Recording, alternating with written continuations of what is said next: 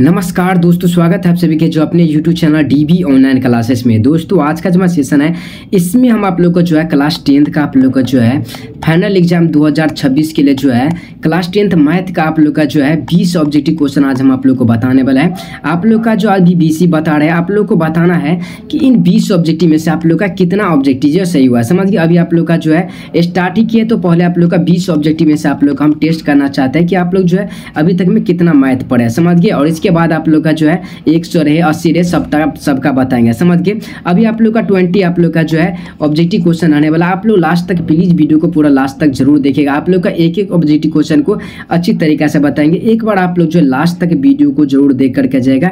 इसके बाद आप लोग को अगर कोई भी क्वेश्चन में डाउट रहे तब हम आप लोग को जो है बताएगा कमेंट में। समझ गए। हम आप लोग को फिर से बताएंगे, लेकिन आप लोग का एक भी डाउट हम नहीं रहने देंगे। बस आप लोग एक बार लास्ट तक जरूर देखिएगा। समझ गए। देखिए 2026 के लिए आप लोग का ये बहुत ही इंपॉर्टेंट आप लोग का जो है ऑब्जेक्टिव क्वेश्चन है क्लास 10th मैथ का। तो चलिए सबसे पहले हम देखना चाहते हैं। देखिए करा कि द्विघात, देखिए द्विघात बहुपद में शून्यकों की संख्या। देखिए द्विघात पूछे तो x का पावर यानी 2। समझ गए। तो द्विघात में जो शून्यकों की संख्या होती है वो होती है 2। समझ गए। अगर आप लोग का रैखिक पूछे, द्विघात की जगह अगर आप लोग का रैखिक पूछे तो रैखिक बहुपद के लिए 1 होता है, द्विघात के लिए 2 होता है, त्रिघात के लिए 3 होता है और चतुर्घात के लिए आप लोग का 4 होता है। तो पहला नंबर क्वेश्चन का आप लोग का right answer option number B हो जाएगा। समझ गए। और आप लोग लास्ट तक जरूर देखिएगा। आप लोग जो है लास्ट में जरूर बताइएगा कि आप लोग का जो है कितना ऑब्जेक्टिव क्वेश्चन जो है सही हुआ। समझ गए। एक एक ऑब्जेक्टिव क्वेश्चन को आप लोग को अच्छी तरीके से बताएंगे। देखिए दूसरा नंबर क्वेश्चन आप लोग का ये करा कि निम्नलिखित में से जो है कौन सा एक अभाज्य संख्या। देखिए अभाज्य संख्या वैसा संख्या होता है जिसका गुणनखंड 2 यानी जो 2 से न कटे। जैसे 35, देखिए 35 आप लोग का 5 से कट जाएगा। समझ गए। 45 5 से कट जाएगा, 3 से भी कट जाएगा, 9 से भी कट जाएगा, 50 से भी कट जाएगा, लेकिन 37 एक आप लोग खुद से कटेगा या फिर आप लोग का 37 से कटेगा। तो इसका राइट आंसर क्या आ जाएगा? ऑप्शन नंबर का आप लोग का सी हो जाएगा। Right answer option number C. चलिए आगे अगर बात करते हैं हम, अगर तीसरा नंबर क्वेश्चन की अगर बात करते हैं तो चलिए अगर हम तीसरा नंबर क्वेश्चन की बात करें कि देखिए ये क्वेश्चन आप लोग का एक क्वेश्चन आप लोग का हर बार पूछा जाता है एग्जाम में। समझिए। तो इस क्वेश्चन का आप लोग ध्यान से देखिए क्या करा कि बिंदु 1 और 5 जो है किस चतुर्थांश में है। तो देखिए अगर जब भी आप लोग का चतुर्थांश वाला क्वेश्चन है ना, तो देखिए सबसे पहले आप लोग का जो ग्राफ आप लोग पढ़े होंगे, है ना। नहीं पढ़े तो हम आप लोग को फिर से बता रहे हैं। देखिए ग्राफ में आप लोग का जो ये होता है, पहला आप लोग का ये एक्स एक्सिस होता है, ये आप लोग का माइनस एक्स एक्सिस होता है। समझ गए। ये आप लोग का माइनस वाई एक्सिस होता है और ये आप लोग का वाई एक्सिस। अब ग्राफ में जो सबसे पहले x का मान लिखा था, इसके बाद जो है y का मान लिखा है। तो x ये आप लोग का प्लस में है, तो प्लस, और अगर प्लस कोई भी आ जाए, कोई भी आप लोग का प्लस प्लस में आ जाए और जिसमें आप लोग का चतुर्थांश पूछे तो ये आप लोग का फर्स्ट चतुर्थांश में हो जाएगा। समझ गए। अगर इसमें फर्स्ट पहले आप लोग का माइनस और अगर प्लस हो जाए तो ये द्वितीय में, अगर माइनस माइनस आ जाए तृतीय में, अगर आप लोग का एक प्लस और एक आप लोग का माइनस आ जाए तो ये आप लोग का चतुर्थ में। आप लोग क्या पूछा गया करा कि बिंदु 1 और 5 जो है किस चतुर्थांश में। तो देखिए प्लस प्लस में 2 ना, तो ये कौन सा चतुर्थांश में, तो फर्स्ट चतुर्थांश में। इसका राइट आंसर आप लोग का ऑप्शन नंबर ए हो जाएगा। समझ गए। यहीं पे अगर आप लोग का ये पूछ दे कि माइनस में 1 और आप लोग का जो है माइनस में आप लोग का 5, तो माइनस में 1 और माइनस में 5 दोनों क्या है, तो दोनों माइनस में। तो माइनस किस चतुर्थांश में है, तो ये आप लोग का तृतीय चतुर्थांश में हो जाएगा। तब समझ गए। अगर यहीं पे अगर आप लोग का ये पूछ दिया जाए कि प्लस में आप लोग का 2, समझ गया, और माइनस में आप लोग का जो है 6 पूछ दिया जाए तो ये किस चतुर्थांश में होगा। देखिए प्लस और माइनस किस चतुर्थांश में, तो चतुर्थ में। तो यानी इसका राइट आंसर तब आप लोग का ऑप्शन नंबर डी हो जाएगा। समझ गए। तो आशा करता हूँ कि ये भी आप लोग को अच्छी तरीके से समझ में इतना आ गया होगा। समझ गए। अगर आप लोग को वीडियो अच्छा लग रहा है तो प्लीज वीडियो को जो है एक बार लाइक करके चैनल को जो बाबू जरूर से जरूर सब्सक्राइब भी कर ले। समझ गए।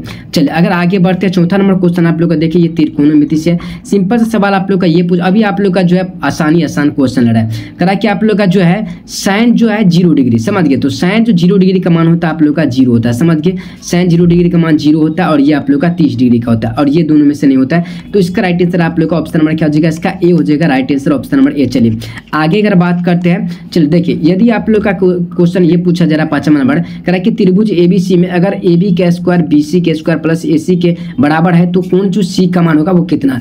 अगर आप लोग जो है त्रिकोणमिति पढ़े होंगे तो ये आप लोग जो है इस तरीका से आप लोग त्रिभुज में A और ये B और आप लोग का ये C, तो यहाँ पे आप लोग का जो ये B यानी यहाँ पर CB रहता है तो यह कितना डिग्री का रहता है, तो ये आप लोग का 90 डिग्री का होता है। तो इसका right answer option number D इसका हो जाएगा।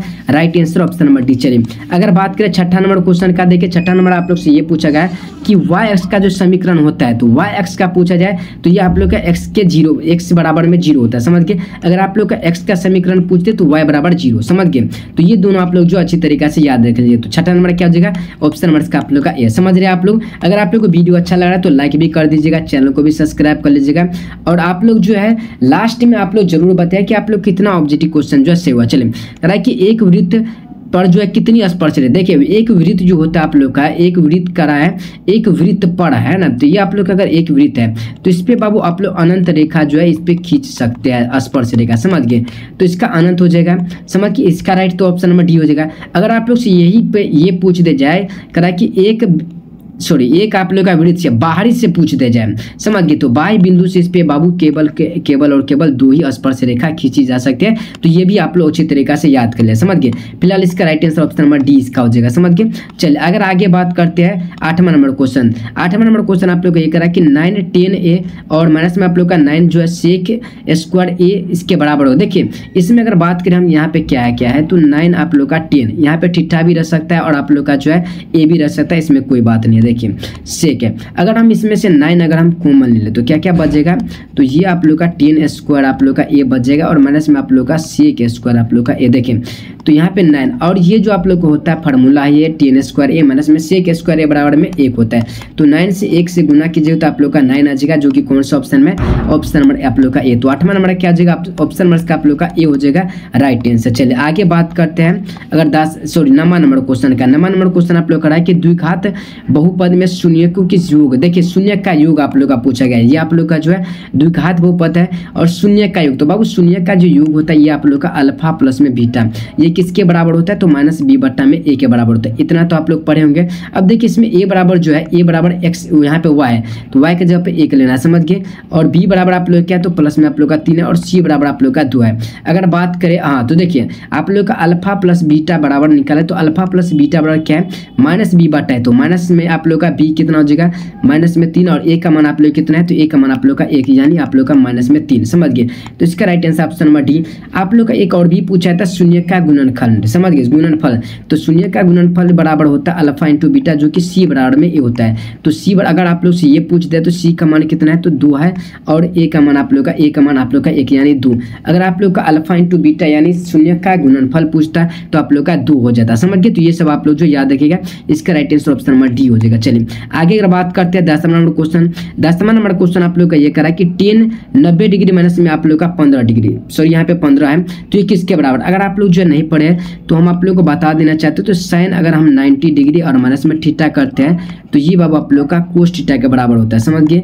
और अगर हम कोस जो है 90 डिग्री माइनस में थीटा करते हैं तो ये आप लोग किसके बराबर होता है, तो ये आप लोग का साइन के बराबर होता है। अगर हम 10 अगर हम 90 डिग्री और माइनस में अगर हम थीटा करते हैं तो ये किसके बराबर हो जाता है, तो ये आप लोग का कोट थीटा के बराबर में होता है, समझ गए। तो देखिए यहाँ पे जो 10 90 है तो 10 आप लोग का जो 90 डिग्री माइनस थीटा कीजिएगा तो ये तो आप लोग का कोट में आएगा, लेकिन 90 में से जो आप लोग का जो है 15 जाएगा तो कितना बच जाएगा, तो ये बच जाएगा आप लोग का 75 बच जाएगा। तो इसका right answer option number B. समझ गए, आप लोग बताइएगा लास्ट में जरूर कि क्लास आप लोग कैसा लगा, आप लोग सभी क्वेश्चन जो अच्छी तरीके से समझे कि नहीं समझे, समझ गए। चलिए देखिए इसमें आप लोग का सिंपल सा फार्मूला पूछ दे शंकु का जो आयतन। तो देखिए शंकु जो अगर आप लोग का आयतन पूछ जाए तो शंकु का आयतन होता है आप लोग का पाई आर स्क्वायर एच होता है। इसका जो अगर आप लोग से जो है वर्ग पृष्ठ क्षेत्रफल आप लोग का 2 पाई आर एच होता है। तो ये भी आप लोग जो याद, सॉरी यहाँ पे आप लोग का शंकु पूछा दिया है तो शंकु बराबर आप लोग का जो 1/3 होता है पाई आर स्क्वायर। और ये आप लोग का बेलन का होता है, सॉरी ये आप लोग का बेलन का वर्ग पृष्ठ क्षेत्रफल और ये आप लोग का बेलन का आयतन। सॉरी बाबू, इसका राइट आंसर ऑप्शन नंबर क्या हो जाएगा, आप लोग का इसका सी हो जाएगा, इसका right answer option number C. समझ गए, चलिए आगे बात करते हैं। अगर आप लोग का 12 नंबर क्वेश्चन कोसेक, तो कोसेक बराबर होता है आप लोग का 1/में साइन थीटा होता है। तो ऑप्शन नंबर का आप लोग का ए हो जाएगा। आप लोग देखिए कोसेक थीटा बराबर आप लोग का 1/में में जो है साइन थीटा होता है, समझ गए। और आप लोग का ये अगर पूछ दिया जाए, समझ गए। अब देखिए यहाँ पे आप लोग का सेक थीटा बराबर हम 1/में में साइन थीटा भी लिखते हैं कोसेक थीटा बराबर। और यहाँ पे देखिए अगर बात करें हम 1/में में कोट, तो 1/में में सॉरी कोस आप लोग किसके बराबर होता है, तो ये सेक थीटा के बराबर में। 1/में में सेक आप लोग किसके बराबर होता है, तो कोस थीटा में, समझ गए। 1/में में जो 10 होता है ये आप लोग का कोट थीटा के बराबर में होता है। तो ये भी आप लोग जो है याद रखिएगा। चलिए आगे बढ़ते हैं 13 नंबर क्वेश्चन। देखिए करा कि निश्चित घटना, समझ गए। निश्चित घटना का मतलब ये होगा किसी घटना हो रहा है, समझ गए। तो निश्चित घटना की प्रायिकता जो होता है आप लोग का 1 होता है, समझ गए, ये हमेशा याद रखेगा। और निश्चित पूछा जाए तो अनिश्चित का आप लोग का 0, या फिर संभव पूछा जाए तो संभव के लिए आप लोग का 1 होता है, असंभव के लिए 0 होता है। तो ये भी आप लोग अच्छी तरीके से याद रखिएगा। चलिए आगे बढ़ते, अगर हम 14 नंबर क्वेश्चन की बात करें, कह रहा है कि एक पासा को जो है फेंकने पर जो है तीन पाने की प्रायिकता। देखिए एक पासा में आप लोग का टोटल पता है 6 आप लोग का होता है अंक, समझ गए। इसमें 3 अगर आप लोग का आ जाए, 3 कितना है बाबू, 1 है, समझ गए। 3 आने के यानी 1 2 यहाँ पे देखिए 3, यहाँ पे आप लोग का 4 5 और आप लोग का 6। इसमें अगर 3 आ जाए है ना, तो 3 आप लोग का जो आ गया, और बट्टा में आप लोग 3 कितना है, तो 3 आप लोग का 1 है, समझ गए। 3 आप लोग कितना है, 1 है, तो 1 बट्टा में 6, इसका राइट आंसर ऑप्शन नंबर 20 का हो जाएगा, राइट आंसर ऑप्शन नंबर 20। चलिए आगे अगर बात करते हैं, किसी घटना की जो है प्रायिकता नहीं होती, देखिए किसी भी घटना की प्रायिकता आप लोग का माइनस में नहीं होते, तो ऑप्शन नंबर का आप लोग का सी हो जाएगा इसका राइट आंसर। चलिए बहुलक, देखिए बहुलक से आप लोग का एक ना एक क्वेश्चन, आप एक क्वेश्चन फिक्स है कि आप लोग का आएगा, समझ गए। 1000% लिख के दे रहे आप लोग का आएगा। देखिए बहुलक बराबर क्या होता है, तो जो संख्या सबसे ज्यादा बार आप लोग का रिपीट किया होगा, जैसे 5, देखिए कितना बार आप लोग का 5 है इसमें, तो 4 बार, समझ गए, कितना बार है, 4 बार, तो इसका right answer option number D ही हो जाएगा। यानी जो संख्या सबसे ज्यादा बार आया होगा वही इसका हो जाएगा आप लोग का बहुलक, समझ गए। आगे अगर बात करते हैं, चलिए माध्यिका, देखिए माध्यिका भी आप लोग का बहुत आसान है।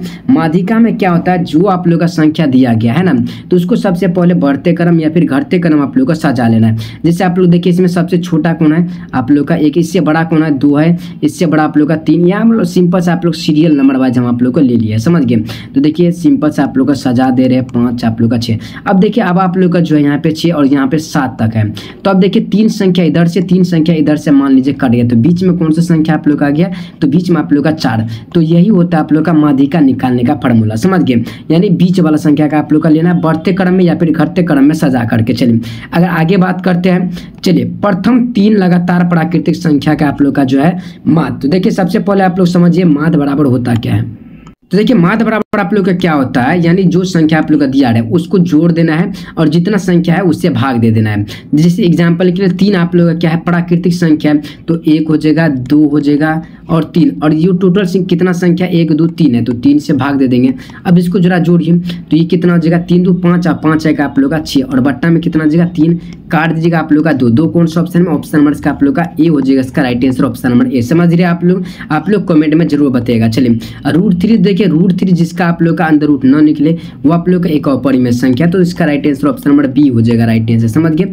चलिए आगे बात करते हैं, देखिए 2 आप लोग का लगातार संख्या का आप लोग का जो है मौसक कितना होगा। अगर आप लोग पढ़े होंगे तो इसका 20 नंबर क्वेश्चन का आप लोग जो है कमेंट में आप लोग जो है बताइएगा, समझ गए। फिलहाल आप लोग क्लास कैसा लगा ये आप लोग कमेंट में जरूर बताइएगा, और आप लोग अगर वीडियो अच्छा लगा तो प्लीज वीडियो को जो एक बार लाइक करके चैनल को भी सब्सक्राइब करिए। आप लोग का जो है अब इसी तरीका से आप लोग ऑब्जेक्टिव और सब्जेक्ट क्लास जो आप लोग का लेंगे, समझ गए। तो चलिए आप लोग से फिर मिलते हैं इस अगले वाले वीडियो में, और आप लोग जरूर बताइए कि कितना आप लोग का ऑब्जेक्टिव क्वेश्चन जो है सही हुआ, समझ गए। चलिए आप लोग से फिर मिलते हैं इस अगले वाले वीडियो में, तब तक के लिए जय हिंद, जय भारत।